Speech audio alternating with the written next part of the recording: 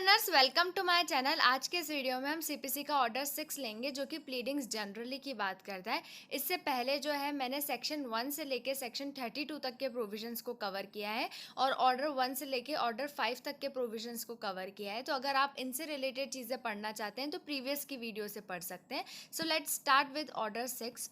Order 6 का rule 1 कहता है कि प्लीडिंग क्या होती है। तो pleading shall mean plaint or written statement. ठीक है, तो प्लीडिंग का मतलब क्या हो गया, plaint or written statement. Pleading जो है दोनों चीज़ों को क्या करती है, इंक्लूड करती है। क्लियर हो गया रूल 1। तो रूल 1 से अगर कोई क्वेश्चन आता है कि what do you mean by pleading, तो pleading shall mean plaint or written statement, दोनों चीज़ें आएंगी। ठीक है। रूल 2 कहता है pleading to state material facts and not evidence. ठीक है, every pleading shall contain only a statement in a concise form of the material facts on which the party pleading relies for his claim or defence as the case may be, but not the evidence by which they are to be prove. ठीक है, तो हर एक pleading में क्या होना चाहिए, सिर्फ और सिर्फ फैक्ट्स ही होने चाहिए, एविडेंसेस नहीं होने चाहिए प्लीडिंग के अंदर। मतलब कि कहने का मतलब क्या है, जो फैक्ट आप लिख रहे हो और उस फैक्ट को आप कैसे प्रूव करने वाले हो वो एविडेंस आप उस प्लीडिंग के अंदर मेंशन नहीं करोगे, आप सिर्फ और सिर्फ फैक्ट्स लिखोगे। ठीक है, ये सब क्लॉज 1 ये कहता है। 2 कहता है every pleading shall when necessary be divided into paragraphs number consecutively, each allegation being so far as is convenient contain in a separate paragraph. ठीक है, तो प्लीडिंग जो है वो कैसे होनी चाहिए, जितना पॉसिबल हो वो पैराग्राफ के फॉर्म्स में होनी चाहिए, उन पे नंबर मेंशन होने चाहिए। ठीक है, each allegation being so far as is convenient contain in a separate paragraph. और जो भी आप एलिगेशंस लगा रहे हो ना सामने वाली पार्टी पे, होती कोशिश आप उनको सेपरेट सेपरेट पैराग्राफ के अंदर लिखो। अब क्या होता है ना, जब अगर हम किसी को एक पूरे पैराग्राफ के फॉर्म में लिख देते हैं तो बहुत डिफिकल्ट होता है, हमें समझ में ही नहीं आता है कि आप एक्चुअली में क्लेम क्या कर रहे हो, आप सामने वाली पार्टी से अलीज क्या कर रहे हो। ठीक है, जब हम उनको सेपरेट पैराग्राफ वाइज लिखते हैं ना तो हमारे लिए चीज़ें आसान हो जाती है, पढ़ने के लिए आसान हो जाती है, जज के लिए चीज़ें आसान हो जाती है और ये क्लियर हो जाता है कि आप चाह रहे क्या हो। ठीक है ना, आप चाहते क्या हो एग्जैक्टली, है ना। तो हमेशा कोशिश ये होती है कि प्लीडिंग जो है वो पैराग्राफ के फॉर्म में लिखी जाए और उनके आगे जो है नंबर लिखा जाए, जैसे कि नंबर 1 पॉइंट और उसका जो पैराग्राफ है वो, फिर नंबर 2 पे आप क्या मांग रहे हो, नंबर 3 पे आप क्या मांग रहे हो। तो इस तरीके से जो है प्लीडिंग को प्रिपेयर करना चाहिए। Dates, sums and number shall be express in a pleading in figures as well as in words. ठीक है, तो जो डेट होती है, सम होता है, नंबर जो होता है वो कैसे होना चाहिए, वो फिगर्स में भी होना चाहिए और वो वर्ड्स में भी होना चाहिए। क्लियर हो गया यहाँ तक। नेक्स्ट रूल देखते हैं। रूल 3 कहता है forms of pleading, the form in appendix A when applicable and where they are not applicable forms of the like character as nearly as may be shall be in use for all pleading. ठीक है, तो ये जो form है pleading से related ये appendix ए में दिया गया है। सिर्फ और सिर्फ इतना ही याद रखना है रूल 3 में कि फॉर्म जो है प्लीडिंग का वो कहाँ दिया गया है, अपेंडिक्स ए में, और इसी के अकॉर्डिंग जो है प्लीडिंग प्रिपेयर होती है।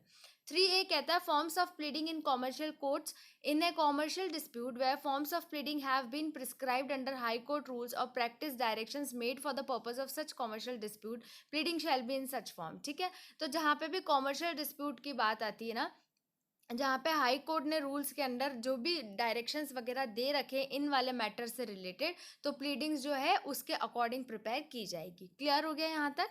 नाउ द नेक्स्ट रूल 4 कहता है particulars to be given where necessary in all cases in which the party pleading relies on any misrepresentation, fraud, breach of trust, willful default, or undue influence, and in all other cases in which particulars may be necessary beyond such as are exemplified in the forms aforesaid, particulars shall be stated in the pleading with dates and time if necessary। ठीक है, तो rule 4 ये कह रहा है कि जब भी हम प्लीडिंग को प्रिपेयर कर रहे हैं और उस केस में आप एलीज कर रहे हो कि आपके साथ जो है ना मिस रिप्रेजेंटेशन हुआ है, आपके साथ फ्रॉड हुआ है, आपके साथ ब्रीच ऑफ ट्रस्ट हुआ है, आपके साथ विलफुल डिफॉल्ट हुआ है, या फिर आपके साथ अनड्यू इन्फ्लुएंस हुआ है, या और भी ऐसी कोई चीज़ है जिसको कि आप पर्टिकुलर मेंशन करके बता रहे हो कि मेरे साथ ये चीज़ें हुई हैं, तो उसके साथ आपको वो सारी चीज़ें भी लिखनी पड़ेगी जो कि इस्टेब्लिश करे। ठीक है, ऐसे ग्राउंड्स देने पड़ेंगे जो इस्टेब्लिश करेंगे कि हाँ आपके साथ ये चीज़ें हुई है ना, वो सारी चीज़ें लिखनी है। जैसे कि मान लो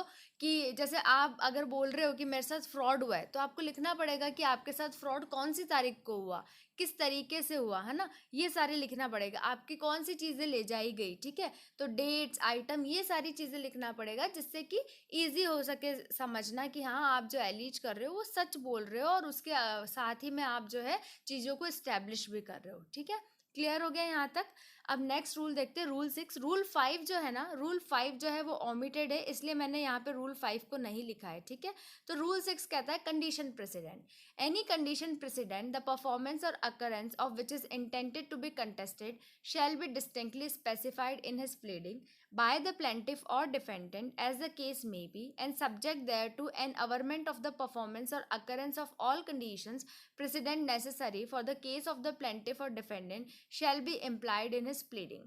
ठीक है, तो रूल 6 कह रहा है कि जहाँ पे कोई कंडीशन प्रेसिडेंट है, मतलब कि आपके कॉन्ट्रैक्ट की कोई असेंशियल कंडीशन थी, आपको पहले उससे फुलफिल करना था, तो ही आप जो है उस कॉन्ट्रैक्ट को फुलफिल कर सकते हो। ऐसा होता है ना, हम कंडीशन प्रेसिडेंट दे देते हैं कि जब तक कि तुम मुझे ये चीज़ डिलीवर नहीं कर देते, मैं जो है तुम्हारा काम नहीं करूँगा, ठीक है। जैसे कि मान लो ए जो है बी को कहता है कि तुम मेरे लिए जो है, ए है ना, बी को कहता है कि तुम मेरे लिए पेंटिंग बनाओ, ठीक है, पिक्चर बनाओ।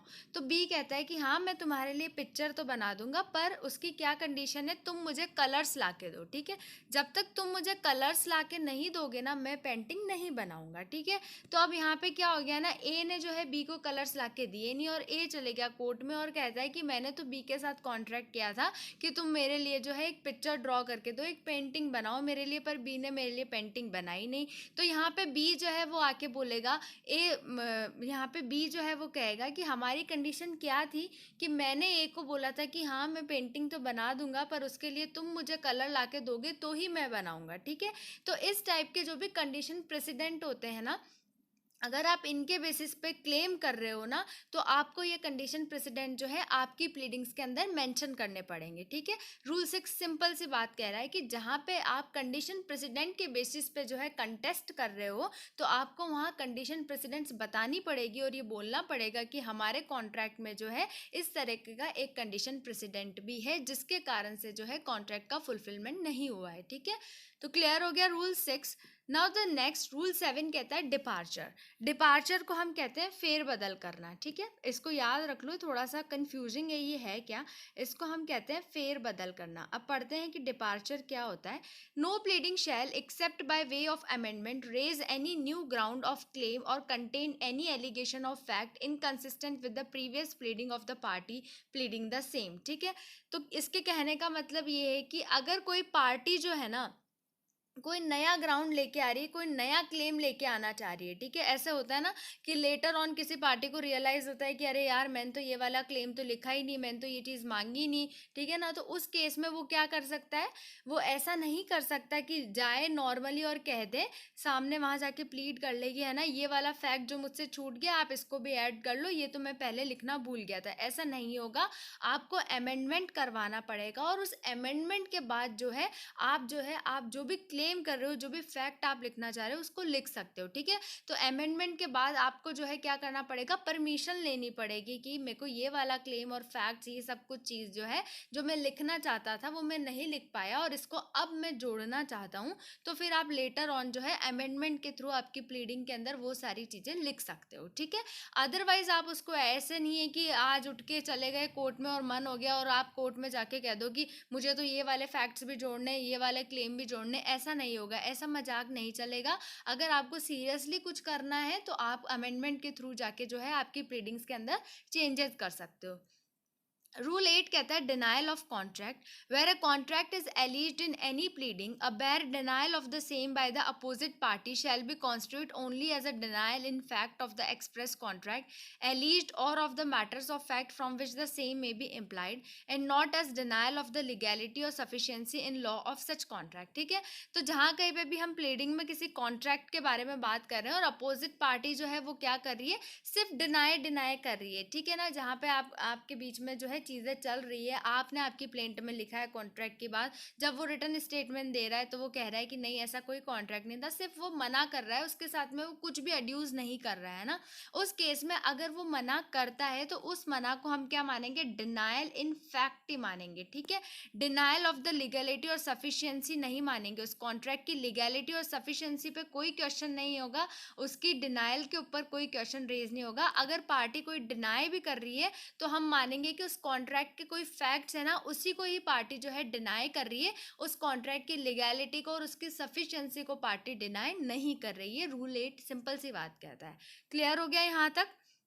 Now the next rule, rule 9 कहता है effect of document to be stated, where the contents of any document are material, it shall be sufficient in any pleading to state the effect thereof as briefly as possible without setting out the whole or any part thereof unless the precise words of the document or any part thereof are material. ठीक है, तो ये कहना चाह रहा है कि जब भी कोई डॉक्यूमेंट लिखे उसके अंदर हम अपनी बात कहना चाहते हैं ना, जितना पॉसिबल हो ना उसको ब्रीफ में लिखा जाए। ठीक है ना, जितना पॉसिबल हो उसको एकदम शॉर्ट फॉर्म में लिख के जो है आप प्रेजेंट करो तो वो ज़्यादा अच्छा होगा। रूल 9 यही कहता है। ठीक है, जब भी आप कुछ चीज़ लिखना चाह रहे हो तो जितना पॉसिबल हो आप उसको एकदम शॉर्ट फॉर्म में करके लिख सकते हो। ठीक है, ये वाला कह रहा है unless the precise word of the documents or any part thereof are material. ठीक है, लेकिन अगर कुछ ऐसी चीज़ है जिसको कि आपको एक्सप्लेन ही करना है, सारी चीज़ें लिखनी है, तो वो केस अलग हो जाता है और बाकी के केस में जो है आप उसको शॉर्ट एंड स्वीट करके लिख दीजिए।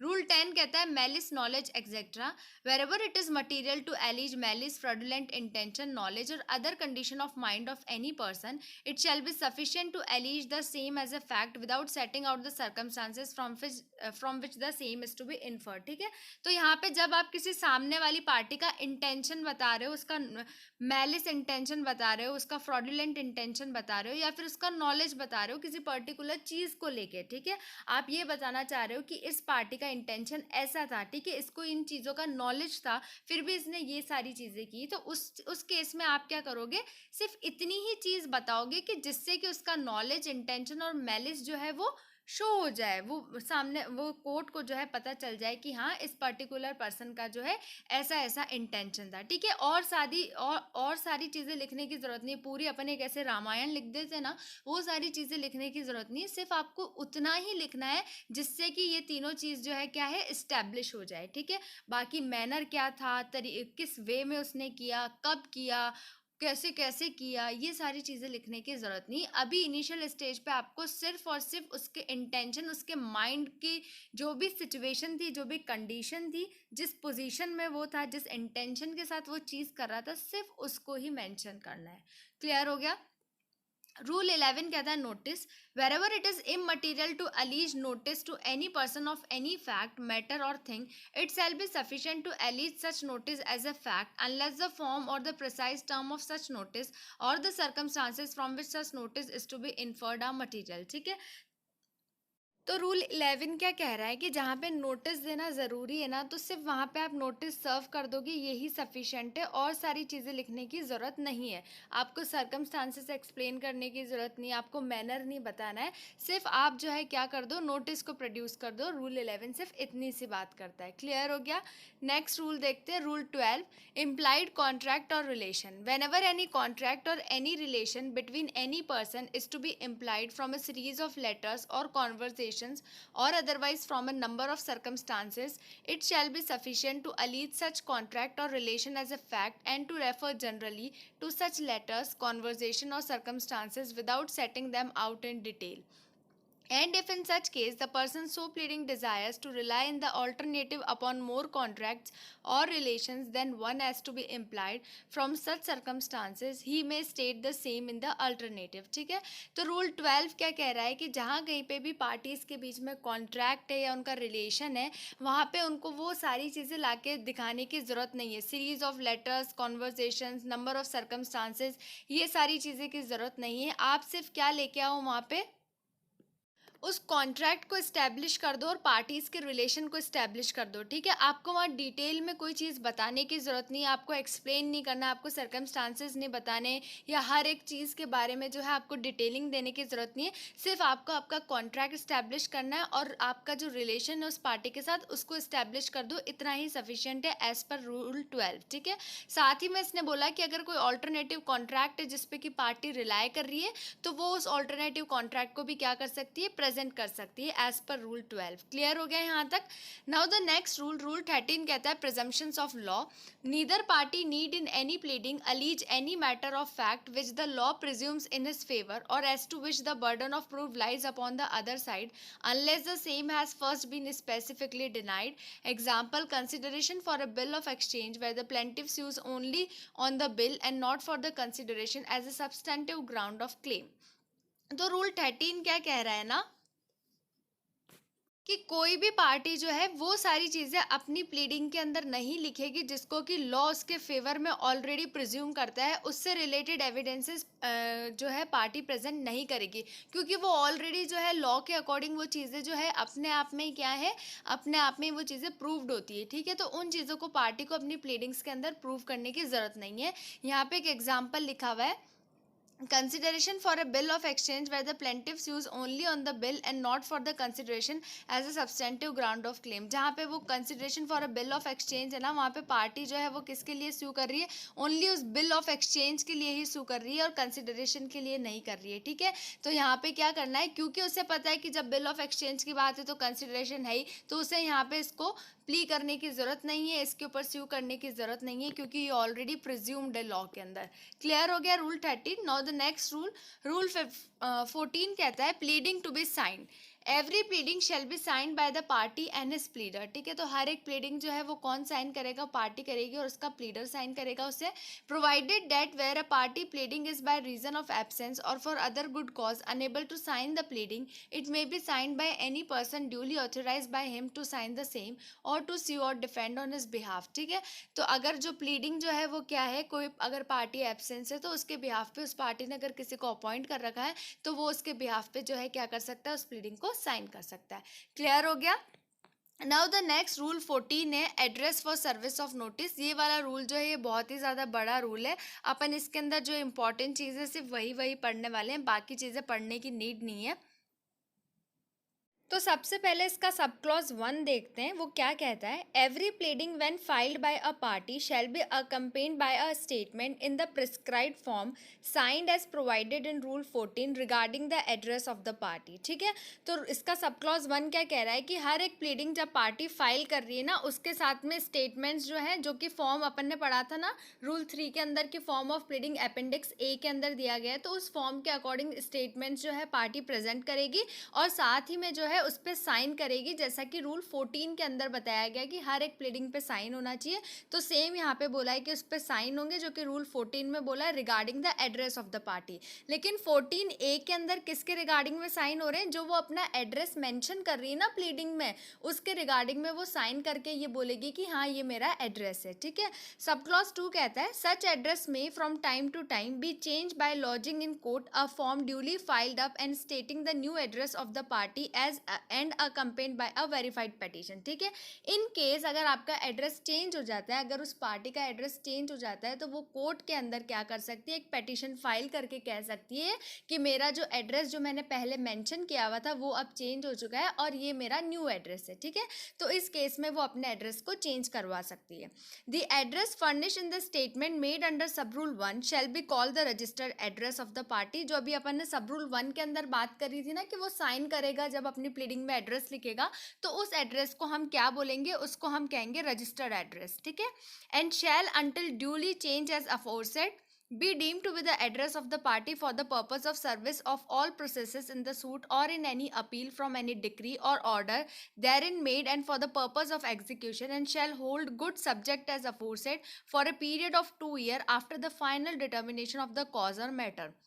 और ये क्या कह रहा है, यहाँ पे शेल वर्ड लिखा है। ठीक है, तो शेल माना जाएगा इस एड्रेस को सारे जितने भी सर्विसेज होती है ना, मान लो उसको समन भेजना है या कुछ और ऑर्डर की कॉपी भेजनी है, कुछ भी चीज़ें भेजनी है ना, उसके लिए उसके जो उसने एड्रेस दिया है उस एड्रेस को माना जाएगा कि ये एड्रेस उसका सही है। ठीक है, और क्या चीज़ें हो सकती है, अगर कोई भी अपील है, डिक्री है, एग्जीक्यूशन का प्रोसेस है, इसके लिए उस पार्टी को इन्फॉर्म करना है, तो उसका वही एड्रेस माना जाएगा जो कि उसने अपनी प्लीडिंग के अंदर मेंशन किया गया है। ठीक है, और अगर फाइनल डिटर्मिनेशन हो जाता है उसके केस का, उसके 2 साल तक उसका जो वो एड्रेस है वो ही वैलिड माना जाएगा। ठीक है, 2 साल तक उसके एड्रेस को वैलिड माना जाएगा। 2 साल के बाद उसका कोई लेना देना नहीं होगा उस एड्रेस का, लेकिन 2 साल के लिए जो है उसके एड्रेस को जो है वैलिड माना जाएगा। क्लियर हो गया यहाँ तक। नेक्स्ट देखते हैं इसका सब क्लॉज 4 कहता है service of any process may be effected upon a party at his registered address in all respect as though such party resided thereat. ठीक है,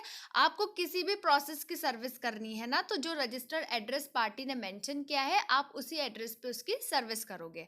सब क्लॉज 5 कहता है where the registered address of a party is discovered by the court to be incomplete false or fictitious, the court may either on its own motion or on the application of any party order. यहाँ पे ये coma है, ठीक है। तो इसका sub clause 5 क्या कह रहा है, ये इंपॉर्टेंट है, ठीक है, इसको अच्छे से पढ़ो। ये कह रहा है कि जहाँ पे कोर्ट को ये पता लग जाए कि जो एड्रेस पार्टी ने दिया है वो क्या है, इनकम्प्लीट है फर्स्ट, सेकंड है वो फॉल्स है, थर्ड जो है वो फिक्टिशियस है, ठीक है। अगर इनमें से कोई भी चीज कोर्ट को पता लग जाती है तो कोर्ट क्या करेगा, पहला, in the case where such registered address was furnished by a plaintiff, stay of suit, ठीक है।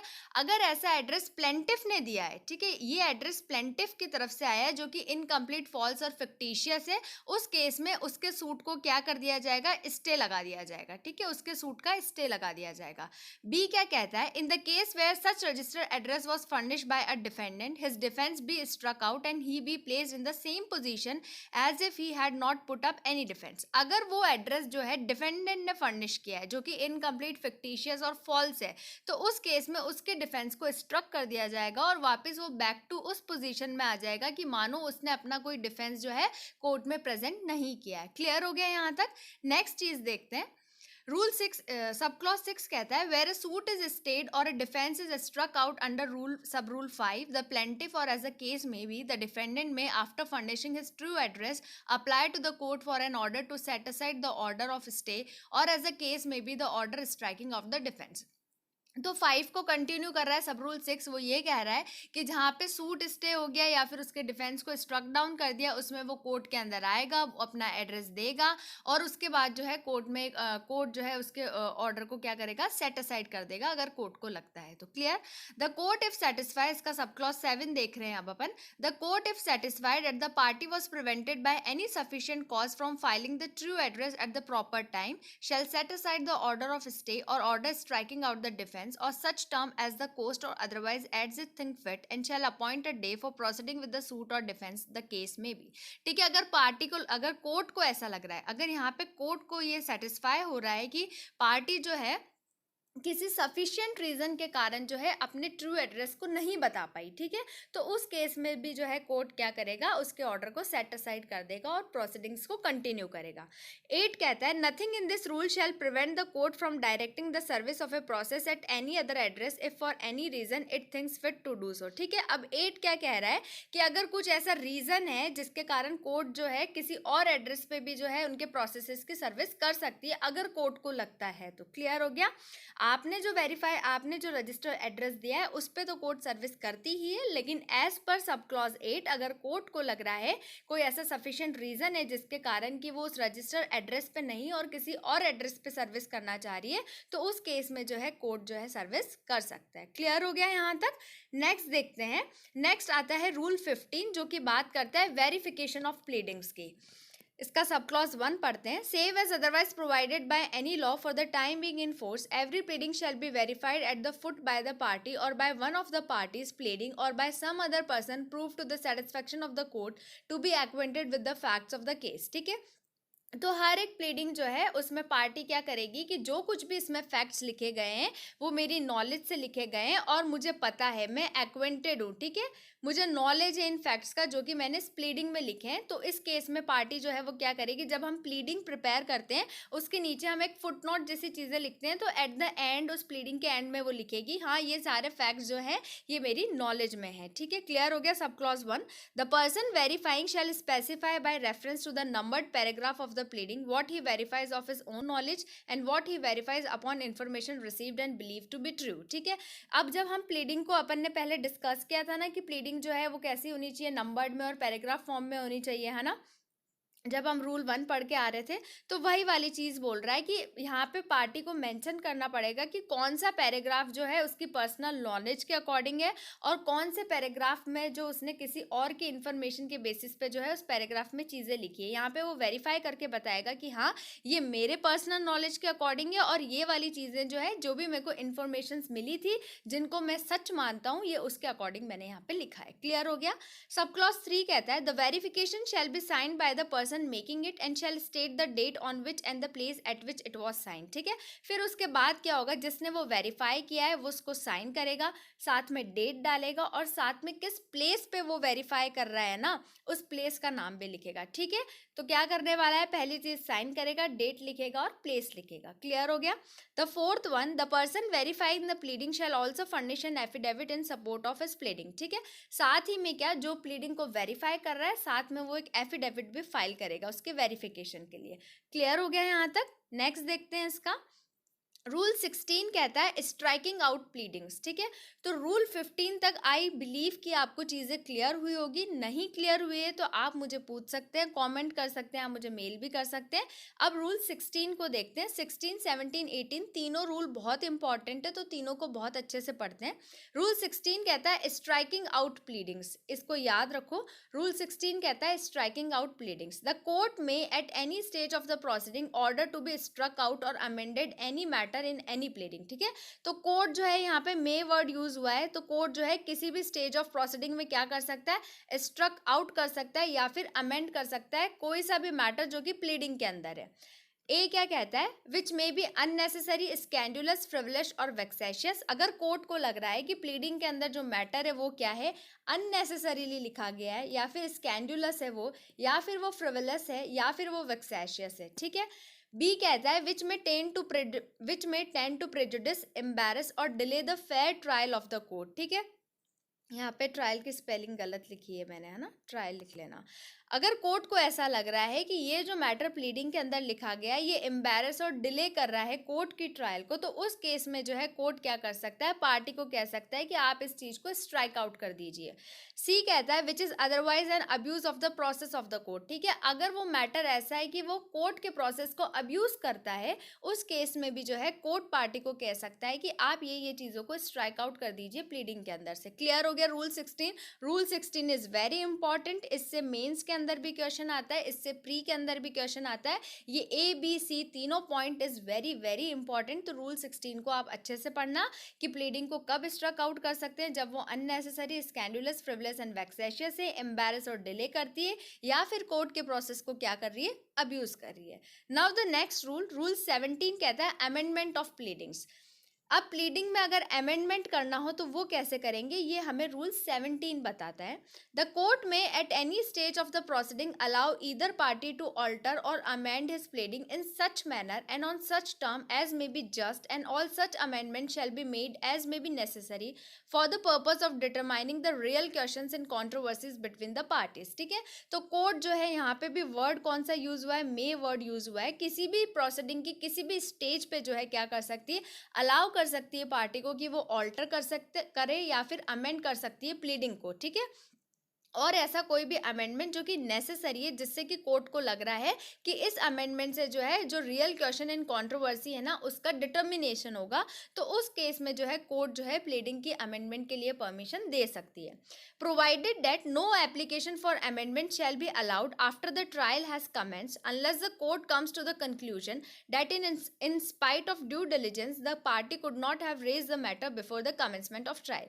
लेकिन इसका प्रोविजो क्या कहता है ना कि आप जो अमेंडमेंट की एप्लीकेशन हो ना वो ट्रायल के स्टार्ट होने के बाद नहीं दे सकते हो। एक बार अगर आपकी ट्रायल कमेंस हो गई ना उसके बाद आप जो है आपकी प्लीडिंग को अमेंड नहीं कर सकते हो। This is very very important. ठीक है, ये बहुत इंपॉर्टेंट है कि अगर आपकी ट्रायल स्टार्ट हो गई है उसके बाद आप आपकी प्लीडिंग्स में अमेंडमेंट नहीं कर सकते हो। लेकिन अगर कोर्ट को ऐसा लगता है कि किसी ऐसे सफिशिएंट रीजन के कारण से या फिर इतनी ड्यू डिलिजेंस देने के बाद भी जो है पार्टी क्या है, जो मैटर उसको लाना चाहिए था वो नहीं लेके आ पाई है, वो मैटर जो कि वो रेस कर सकती थी वो नहीं कर पाई है ट्रायल से पहले, तो इस केस में कोर्ट जो है उस पार्टी को अलाउ कर सकता है, ट्रायल की स्टेज पे भी उसको कह सकता है कि yes you are allowed to amend your pleadings. Clear हो गया रूल 17। नाउ रूल 18 क्या कहता है, failure to amend after order. अब ये वाली क्या बात कर रहा है, जो रूल 17 के अंदर हमने बात करी थी ना कि आपके पास ऑर्डर, अगर कोर्ट आपको ऑर्डर कर देता है कि आपकी प्लीडिंग्स के अंदर अमेंडमेंट कर सकते हो, तो रूल 18 यही कह रहा है, जब आपको ऑर्डर दे दिया गया कोर्ट ने कि yes you are allowed to amend your pleadings, उसके बाद भी आप अगर आपकी प्लीडिंग्स को अमेंड नहीं करते हो तो वो वाली चीज रूल 18 बात करता है। If a party who has obtain an order for leave to amend does not amend accordingly within the time limited for that purpose by the order, or if no time is thereby limited within 14 days from the date of the order, he shall not be permitted to amend after the expiration of such limited time as aforesaid, or of such 14 days as the case may be, unless the time is extended by the court। ठीक है, तो rule 18 ये कह रहा है कि अगर party को टाइम दे दिया गया है तो उस टाइम के अंदर कर लो, या फिर नहीं दिया गया है तो उस केस में क्या होगा, जो ऑर्डर पास हुआ है उसके 14 डेज के अंदर अंदर आप क्या कर सकते हो, अमेंड कर सकते हो। पहली चीज तो अगर कोर्ट ने आपको टाइम मेंशन किया है तो आप उस उतने टाइम के अंदर अमेंड कर दीजिए।